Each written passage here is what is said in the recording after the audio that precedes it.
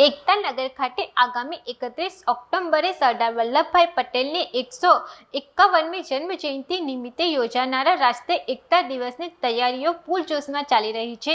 કેન્દ્રીય ગૃહમંત્રી સચિવ ગોવિંદા મોહને એકતાનગરની મુલાકાત લઈ ઉચ્ચ સ્તરીય સમીક્ષા બેઠક યોજી હતી।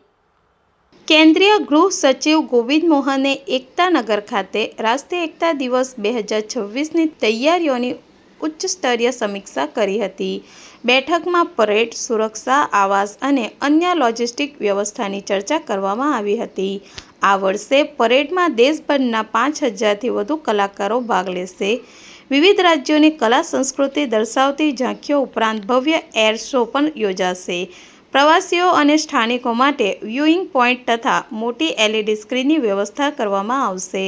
સરદાર પટેલની 151મી જન્મજયંતિ નિમિત્તે યોજાનારી આ ઉજવણીને ઐતિહાસિક બનાવવા તંત્ર દ્વારા તૈયારીઓ શરૂ કરી દેવામાં આવી છે।